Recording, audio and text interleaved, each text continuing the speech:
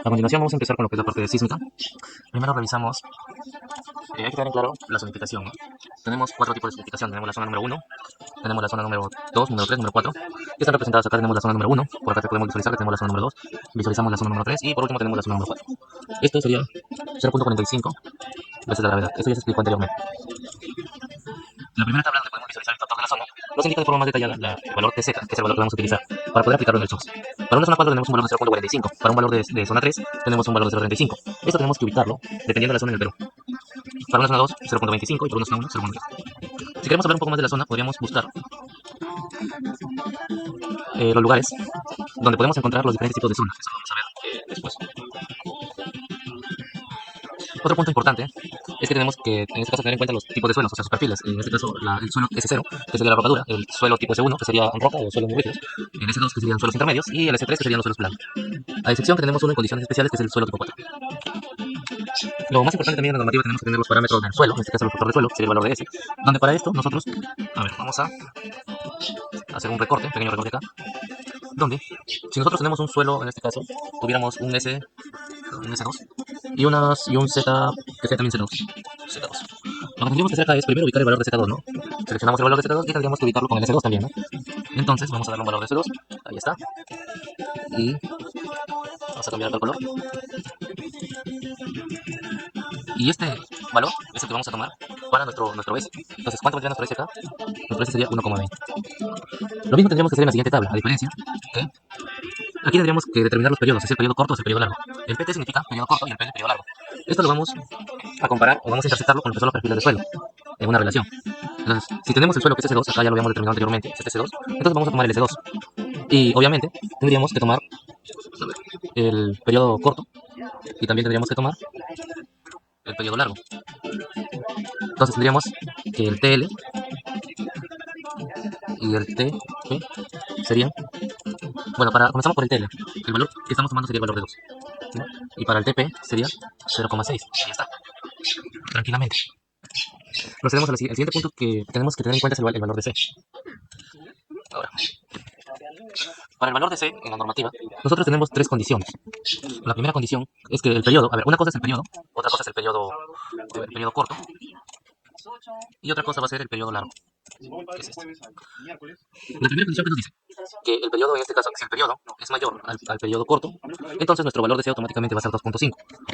El siguiente, o la siguiente condición que nos indica que si el periodo corto, en este caso, vamos a tomarlo desde el centro, ya si el periodo, porque siempre va a tratar con el periodo, si el periodo es mayor el periodo corto y a su vez es menor que el periodo largo, entonces tendríamos que tomar que el valor de C sería 2.5 por el periodo corto entre el periodo. El valor del periodo corto lo sacamos de la tabla anterior, ¿no? De la tabla anterior. Y ese valor del periodo se puede sacar de dos maneras. Uno, calculándolo, que el T sería igual.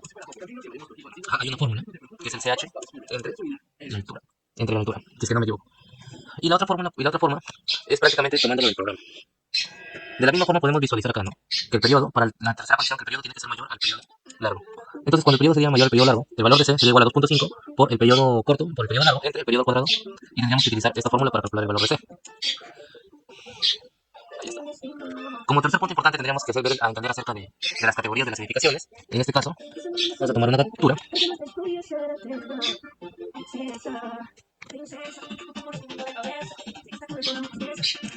donde vamos a determinar el factor de uso. ¿Y el factor de uso a qué depende? Esto va a depender del tipo de categoría. Las categorías son tres tipos de categoría: A, B y C. Para las categorías A, que son las categorías esenciales, se dividen en dos. Se dividen tanto en categoría A1 y en categorías A2. Por lo general, cuando hablamos de categorías A, vamos a tomar un valor de 1.5. Pero en caso de condiciones especiales, como son establecimientos de salud, tendríamos que visualizar el porcentaje o el valor en que vamos a utilizar. Que por lo general también suele ser entre 1.5. Las edificaciones esenciales se pueden estar divididas entre establecimientos de salud, pueden ir a lo que son aeropuertos, puertos, locales, municipales, etcétera, ¿no? O sea, son edificaciones importantes. Después también tenemos las clasificaciones tipo B y las clasificaciones tipo C. Vamos a tener en cuenta acá algunas cositas.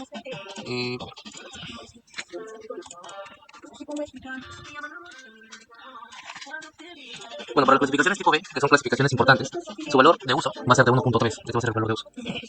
Las edificaciones dentro de ella pueden en este caso ser los centros comerciales, terminales, entre otros. Para lo que son edificaciones comunes, tenemos que estas edificaciones son de clase tipo C, donde podemos ubicar lo más común como son las viviendas, oficinas, hoteles, restaurantes, etc. El valor de uso que vamos a utilizar para este tipo sería de 1.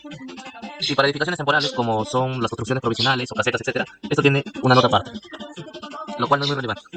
Lo que sí tenemos que tener en cuenta es la nota 1 y la nota 2, donde nos habla acerca de que las clasificaciones de categorías A1, en este caso podrían ser hospitales, por lo general, en los hospitales deben tenerse sí o sí el aislamiento sísmico en la base, siempre y cuando se encuentren en la zona 4 o en la zona 3. Ya a partir de la zona 1 y 2, esto sería responsabilidad de la entidad, ¿no? Ya no sería obligatorio tener lo que son aisladores sísmicos. A continuación, observaremos los que son los sistemas estructurales. Bueno, si hablamos de acerca de los sistemas estructurales, todo lo que es concreto, podríamos decir que existen 4 sistemas estructurales que son los más utilizados. En sí existen otros tipos de sistemas, como son los sistemas tubulares, etcétera, etcétera. Son para edificaciones de mayores alturas. Entonces, aquí podríamos hablar acerca de los pórticos. Los pórticos son un sistema de columnas, ¿no? Que está conformado por columna, viga y columna. Este tipo de sistema está separado de lo que son los muros. O sea, es un sistema que trabaja de forma individual para evitar dañar las estructuras. Con este sistema podemos determinar que por lo menos debe soportar, por lo menos, esta estructura. 1, 2, 4, por lo menos debe soportar, si es un sistema de columnas o un sistema porticado, debe soportar por lo menos el 80% de la cortante basal. Si este tipo de estructuras soportan el 80% de la cortante basal, entonces se le considera un sistema aporticado. Y el sistema porticado solamente está conformado por columna, viga y columna. Ese es un pórtico. Es una estructura conformada solo por pórticos. Ahí está. Ahí está. Ahora, si hablamos de los muros estructurales es un sistema que se le conoce porque está conformado por placas, ¿no? Es un sistema de placas. Ahora, este sistema, el sistema en la resistencia sísmica está dada por predominantes por los muros estructurales, sobre lo cual actúa por lo menos un 70% de la fuerza de la cortante de la base. Lo que quiere decir aquí es que por lo menos dice, está dada predominantemente por un sistema estructural donde actúa por lo menos el 70% de la fuerza cortante de la base. ¿Esto qué quiere decir? Que, por ejemplo, en este lado vamos a suponer que esta es la dirección X y esta es una placa y acá podemos obtener una columna, ¿no? Tenemos una columna y en este sentido tenemos también una placa. Este va a ser la placa y este va a ser la columna. Lo que quiere decir acá es que por lo menos, por ejemplo, dice, en el sentido X, si esta placa absorbe esto, esta placa de acá, absorbe por lo menos el 70% de la cortante basal, se le va a considerar, en este sentido, en el sentido X, que es un sistema de muros estructurales. Es un sistema de muros estructurales.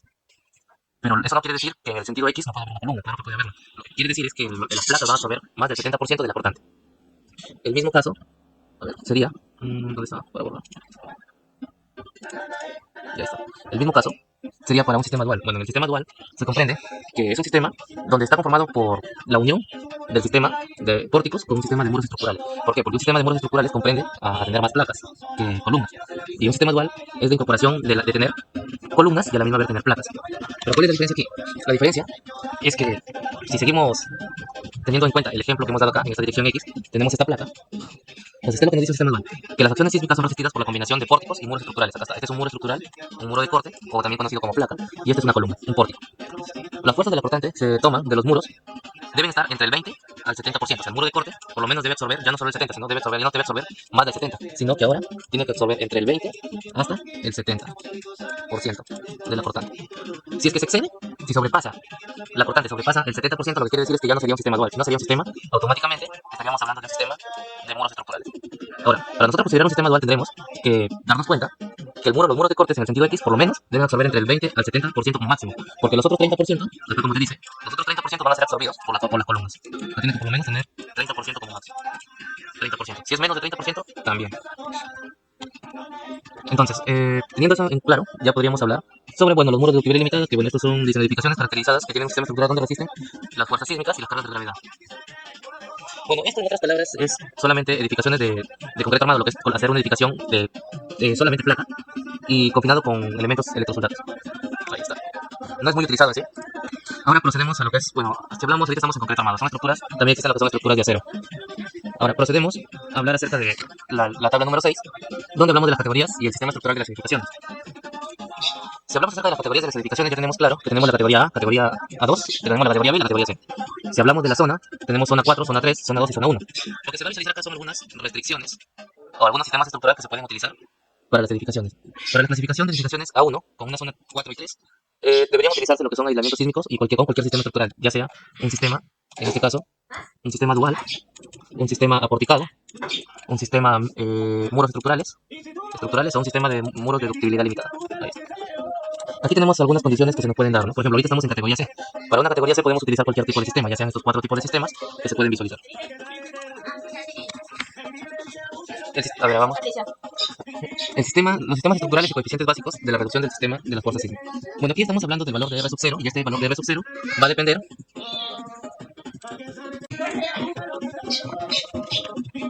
ya. Entonces, en la tabla número 7 podemos visualizar acá los coeficientes de reducción sísmica, ¿no? Bueno, aquí hay dos cositas, si es que hablamos del valor de R. Primeramente, tenemos el coeficiente de reducción sísmica que va a ser el R sub 0. Este R sub 0 va a depender del sistema. Bueno, en este caso tenemos sistemas de acero y tenemos concreto armado. Si nos enfocamos en concreto armado, tenemos los 4 sistemas: el sistema porticado, dual, también tenemos muros estructurales y los muros de ductibilidad limitada. Para los pórticos, el valor de reducción va a ser 8. Para el dual va a ser 7. Para muros estructurales va a ser 6 y para muros de ductibilidad limitada va a ser 4. Para edificaciones, incluso se puede utilizar un sistema de albañilería confinada o armada, con su coeficiente que va a ser un valor de R3. Vamos a tenerlo en cuenta porque en edificaciones no solamente se puede hacer un solo sistema, se puede hacer dos sistemas. Puede ser un sistema de albañilería, en sentido en Y, y en X podríamos hacer un sistema aporticado. O también podríamos hacer un sistema dual. Un dual.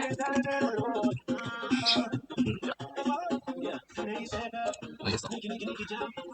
A ver, otra cosa que tendremos que tener en cuenta sería hablar acerca de las irregularidades. Bueno, cuando hablamos de irregularidades, tenemos que tener en cuenta que hay irregularidades tanto en planta como irregularidades en altura. Una irregularidad en planta podría ser de repente cuando tenemos este tipo de estructuras, que es una irregularidad con esquina entrante. Esta es una irregularidad con esquina entrante. Acerca de las irregularidades se va a ir hablando de a pocos respecto al momento de que sea modelado. Pero tenemos los tipos de irregularidades, tenemos acá, tanto como en altura, tenemos la irregularidad por extrema rigidez o piso blando, irregularidad por resistencia piso débil, que ambos irregularidades tendrían un valor de 0.75. También tenemos la irregularidad de extrema rigidez y la irregularidad de extrema resistencia con un valor de 0.50. Tendríamos irregularidad geométrica vertical con un valor de 0.90 o un factor de 0.9, irregularidad masa peso con un factor de 0.9, y tendríamos también la discontinuidad de sistemas resistentes con un valor de 0.8. Por último, tendríamos discontinuidad extrema de las sistemas resistentes con un valor de 0.60. Ahora, también tendremos las irregularidades tanto como en planta, ¿no? Al inicio, o en el video anterior, se les habló acerca de la irregularidad torsional que se debe evitar y eso se presenta en los extremos de las estructuras.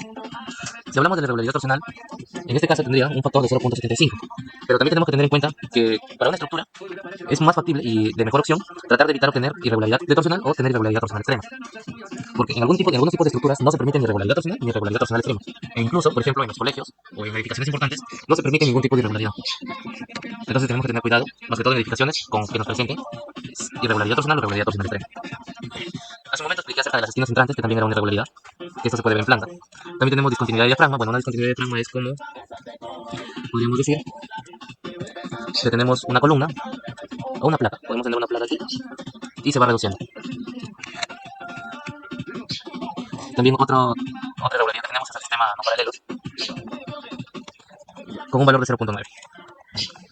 Bueno, hablando de lo que les comentaba anteriormente, aquí podemos hablar acerca de las irregularidades, ¿no? Las restricciones de las irregularidades. Justamente les comentaba que para algunas categorías no se podían o no debían de tener algún tipo de irregularidad, ¿no? Por ejemplo, para la clasificación A1 y A2, en las zonas 4, 3 y 2, justo no se permite ningún tipo de irregularidad. Como les decía inicialmente, no se permite ningún tipo de irregularidad, todo tiene que estar conforme. Ahora, para las zonas 1, tampoco se permiten irregularidades, pero no se permiten irregularidades extremas. Esto quiere decir que se puede permitir algún tipo de irregularidad, pero no puede permitirse irregularidad extrema.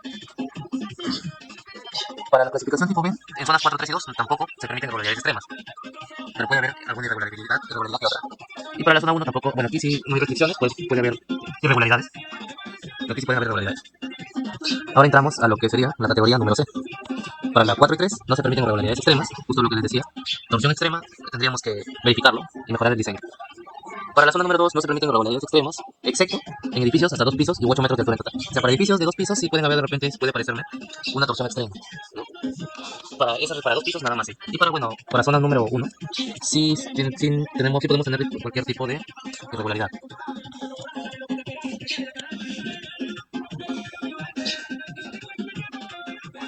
Bueno, acá también algo importante podría ser acerca del coeficiente de reducción sísmica. Y acerca de esto, nosotros tenemos un valor de R. El R sub 0 era el tipo de estructura que estás utilizando, o el tipo de sistema estructural. Si fuera un aporticado, esto equivaldría a un 8. Y así sucesivamente con un sistema dual, o un sistema de muros estructurales, etc.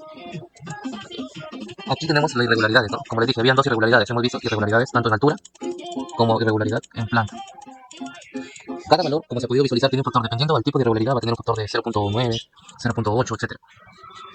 Ahora, para nosotros poder calcular el coeficiente de reducción de fuerza sísmica, lo único que se tiene que realizar es la multiplicación del valor de R por la irregularidad en planta o por la irregularidad en altura. Claro que inicialmente nosotros vamos asumiendo, o viendo la forma de la figura, y vamos asumiendo si la estructura puede ser regular o irregular al momento del diseño.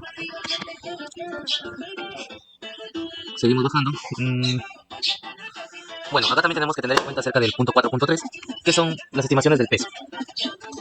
Esta estimación del peso al momento de ingresarlo al programa, tenemos que tener en cuenta también qué categoría es, ¿no? Si es que la edificación es una categoría A o tipo B, puede ser escuelas, puede ser hospitales, etc. En este caso, si fuera una escuela o un hospital, tranquilamente tendríamos que tomar el 50% de la carga viva.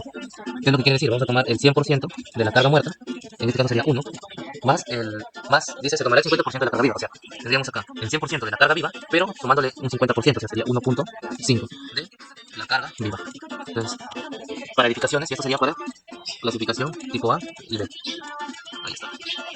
Después tenemos para edificaciones de categoría tipo T. Ahí está. Aquí sería 1 de la carga muerta más 1,25 de la carga viva. Ahí está. Como tercer punto de depósitos, se debe tomar el 80% del peso total. O sea, de todo el peso de la estructura, de todo el peso que se va generando por cada piso, se le va a tomar el 80%. Bueno, en el cuarto punto, para azoteas, bueno, en azoteas se le tomará un 25% de la carga viva, que es algo similar a esto, para lo que son azoteas. Ahí está. Otro punto importante a tener en cuenta acá sería la fuerza cortante en la base. Ya, aquí sí, la base. Ya. Una de las fórmulas para calcular la fuerza cortante en la base, en este caso, sería el sub dividido entre el R por el valor de P. El Z ya lo conocemos, es la zonificación, si es la zona tipo 4, 3, 2, 1. El valor de uso es el factor de uso de la edificación, ¿no? Ya hemos visto el factor de C. Este factor de C va a ser, por ejemplo, si el periodo es mayor al periodo corto, etcétera, va a haber un factor de C que nos puede decir que es 2.5, etcétera, y esto puede ir cambiando dependiendo a la condición que nosotros tengamos. El valor de S ya tenemos cuál, ya lo hemos calculado, o sea, lo hemos sacado directamente desde la tabla. Y bueno, el valor de R, se sabe que el valor de reducción sísmica sería igual al R sub 0 por la irregularidad en altura por la irregularidad en planta. Y bueno, este valor de P se puede calcular manualmente, hay un cálculo para hacerlo manualmente, o se puede trabajar desde el mismo programa. Una vez que sea modelado, se calcula ese peso y lo podemos reemplazar para calcular la cortante. Que la cortante debe ser similar a la cortante del programa. También tenemos que tener en cuenta una condición acerca del CR, ¿no? Con el valor de C lo dividimos entre el valor de R y esto tiene que ser mayor a 0.5 para que nuestro proceso esté bien. Otro punto importante que también tenemos que tener en cuenta es la distribución de fuerzas sísmicas en altura. ¿Y esto va a depender de qué? Esto depende del periodo. El periodo se puede calcular de manera manual o también se puede calcular. Ahora ahí está, el periodo se puede calcular de manera manual y el periodo va a ser igual a qué? A la altura, HN, que sería la altura de total entre el CT. Justamente es la fórmula que se encuentra acá abajo. Este valor de CT va a depender del sistema que se está utilizando. Por ejemplo, si en el sistema se está utilizando placas, podría ser un CT45 o un CT60. Un CT que sería también igual a 60. ¿No? Ahora, ¿cuál es la diferencia acá? ¿No? Por ejemplo, para un CT35 es para edificios cuyos elementos resistentes en direcciones deban considerarse únicamente como pórticos de concreto armado sin muros de corte. Acá de cajón te está indicando que no hay placas. Entonces, si no hay placas, entonces tu sistema va a tener un factor de CT de 35. Sin embargo, para un CT45 te dice que son pórticos de concreto armado con muros en las cajas de ascensores y escaleras. Esto quiere decir muros de corte son placas, ¿no? Porque para un ascensor debe ser placas. En las cajas de los ascensores o en las cajas de escaleras debe ser placas. Entonces, si es que se encuentran solamente placas en esos puntos, esto quiere decir que tu valor que vas a utilizar de CT va a ser de 45. Sin embargo, para 60, pero acá en el CT45 hay una restricción, y esa restricción es solamente que las placas se utilizan para los ascensores o las escaleras. Sin embargo, en el CT60 no, aquí no hay restricciones. Aquí todas las placas las puedes utilizar, pero para cualquier tipo de distribución, sea para escaleras, sea para una esquina. En este caso podría ser, como se puede visualizar acá, ¿no? A ver, vamos. Acá hay una placa en una esquina, en un extremo. Para este extremo, entonces, no había ninguna restricción, ¿no? Entonces tomaríamos un valor de 760 si tuviéramos placas en diferentes lugares, no solo en ascensor. Ya, aquí también tendríamos que tener en cuenta, como al inicio les estaba comentando, la distribución de fuerza sísmica. Para eso tenemos que tener en cuenta primero el valor de T. Como les dije inicialmente, este valor de T se puede calcular o se puede tomar incluso del ETAX. Ahora, en la distribución de fuerza sísmica, nosotros tenemos que tener en cuenta una constante que es la constante K. Y esta constante K va a depender al periodo, como se puede visualizar. Si el periodo es menor o igual a 0.5, entonces mi constante K va a valer 1. Si es que el periodo es mayor a 0.5, tendríamos que ejecutar esta ecuación, que sería la constante K sería igual a 0.75 por 0.5 del periodo, y esto tiene que ser obviamente menor a 2. Con esto podemos proceder. Bueno, cuando hablamos de excentricidad accidental, hablando de excentricidad accidental, esto se da referencia cuando tenemos una estructura. Y bueno, una excentricidad, nosotros en una estructura tenemos tanto el centro de masa y tenemos que tener el centro de rigidez. Y este centro de rigidez depende de la rigidez que se le otorga respecto a las estructuras. Por ejemplo, pueden ser como las columnas, de repente una placa aquí. Acá colocamos una columna. Ahí está. Dependiendo a lo que es las placas o las columnas, esto le va a dar una rigidez a la estructura. Y para entender brevemente, la distancia entre el centro de masa y el centro de rigidez es la excentricidad. Pero la excentricidad accidental es 0.005 veces la dimensión del edificio. ¿Esto qué quiere decir? Por ejemplo, o sea, esto es el 5%, en otras palabras, el 5%.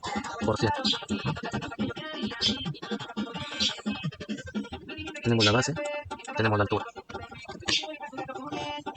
Ya, entonces aquí lo que tenemos que considerar, por ejemplo, tenemos que hacer como dice acá, para el análisis de cada dirección de análisis de la excentricidad accidental en cada nivel, se debe considerar como el 5% de la dimensión del edificio en la dirección perpendicular a la que se hace el análisis.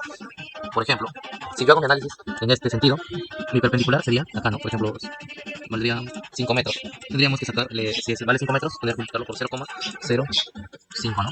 Es el 5%, para poder determinar la excentricidad accidental. Bueno, eso se va a entender más a detalle en el momento de que se vaya haciendo el modelado. Bueno, otra cosa que nos interesa, ya, podría ser acerca de las fuerzas, 4.5.c, fuerzas sísmicas verticales. Acerca de las fuerzas sísmicas verticales, esto se realiza respecto a una vez que se encuentra en el programa. Se tomaría 2/3.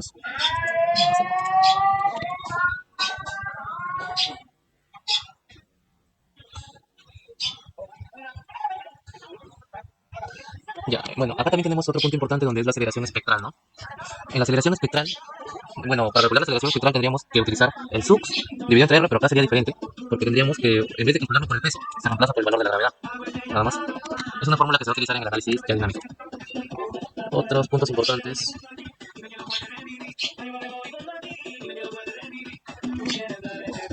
Otro punto importante aquí es los límites de distorsión entre piso. Cuando hablamos de límites de distorsión entre piso, esto hace referencia al desplazamiento máximo que debe haber entre piso, que se genera por diversos tipos de materiales. Por ejemplo, tenemos esto. Esto aquí.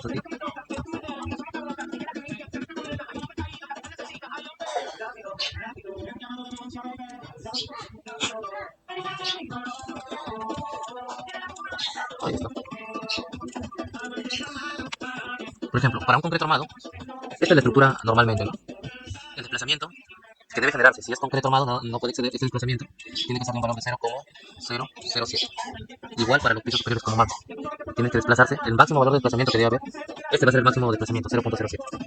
Si fuera 0, su máximo desplazamiento debería ser de 0,010. Fuera albañilería, 0,005. Si fuera madera, 0,010 y así sucesivamente.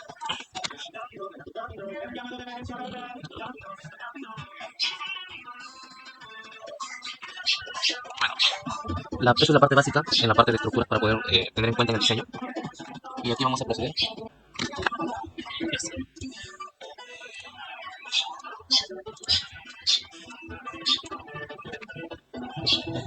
Ahí está. Pues una vez que hemos tenido en cuenta todos los parámetros, entonces ya podemos empezar a realizar el modelado, ¿no? Una vez teniendo en cuenta todos los parámetros que vamos a utilizar. Se puede, pero antes de realizar el modelado, también tenemos que determinar las cargas que van a ir sobre la losa y las cargas que van a ir en los muros por tabiquería.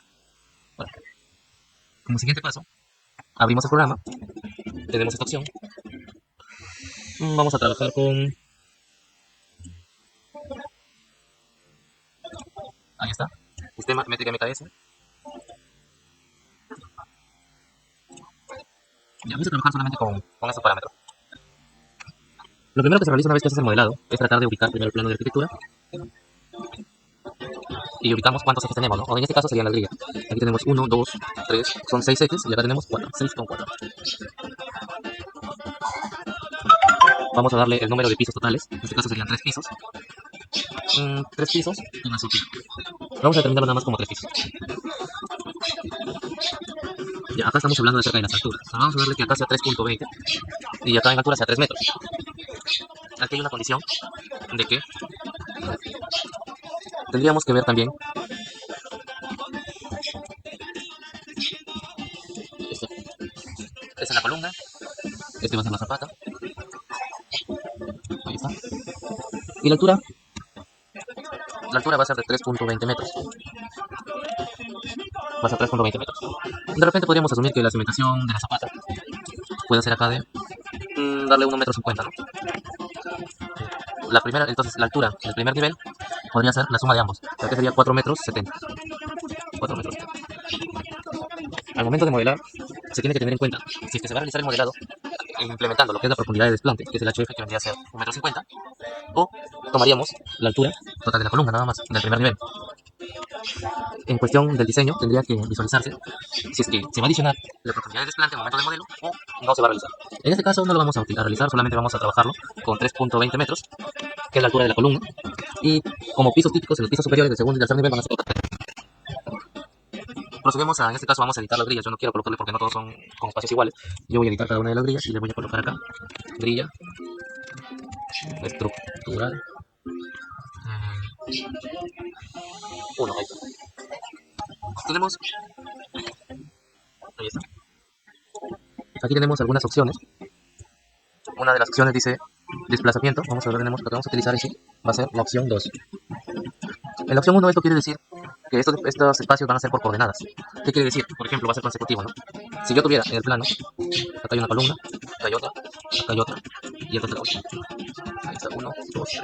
Si esto mide 3 metros, acá también mide 3 y acá mide 4. ¿Qué es lo que quiere decir? Que en el punto en el que nosotros iniciemos, el primer, el primer dato va a ser 3 metros. El segundo tendría que ser estos 3 metros más estos 3 metros. Tendrías que sumarlo manualmente y colocarle 6.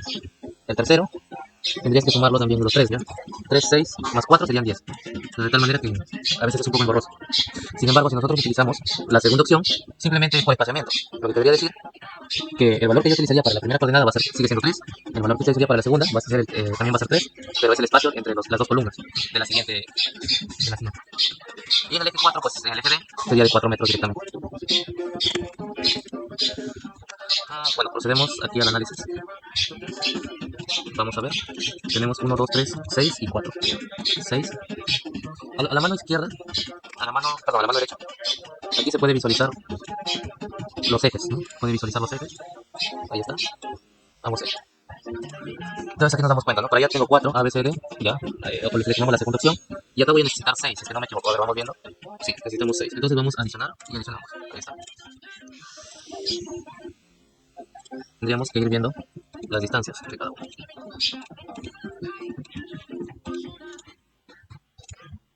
Las distancias que vamos a tomar van a ser realizadas entre ejes. Van a ser realizadas entre ejes.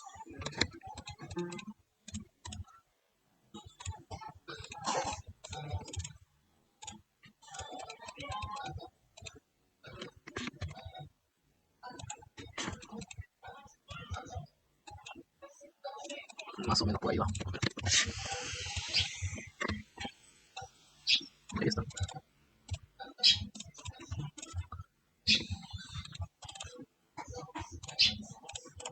Ahí está.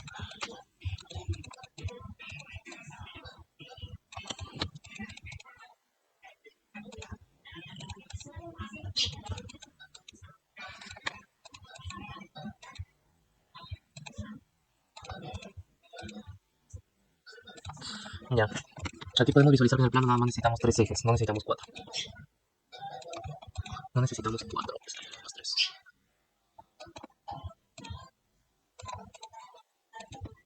Serían 3 ejes, no serían 4. Bueno, acá entonces tendríamos que borrar del eje 1, ahí está. Sería acá el valor de A, el valor de B, el valor de C, ahí está. Entonces lo que tendríamos que tomar aquí, vamos ubicando lo que es en el plano y tomaríamos la distancia, ¿no? Por ejemplo, la primera distancia de eje a eje, 4 metros 19. 4.19. La segunda distancia,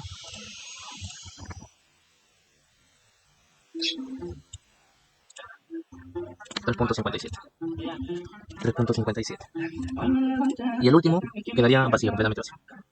Hacemos el mismo procedimiento por acá, ¿no? Vamos viendo. Vamos viendo las distancias. Las distancias que vamos a colocar acá son de eje a eje de columna, ¿vale? En este caso vamos a colocarle 3.5, 3.4, 3.45. Pero eso tiene que ir medido de eje a eje. Vamos a colocarle 3.7 y 3.5 de columna. Ahora, para poder reducir las esferas que se logran visualizar acá, podemos cambiarle de repente a 900, ¿no? Y ahora es mucho más visible. Procedemos a darle OK, verificamos si nos falta algo, tal parece que no, le damos OK, esperemos que cargue el programa y ya tendríamos lo que son las grillas estructurales. Con esta grilla estructural ya podemos entrar a definir lo que son materiales y esto se verá ahí en el siguiente video. Muchas gracias por visualizar. Si te gustó, dale un like, suscríbete y activa la campanita para ver la siguiente parte.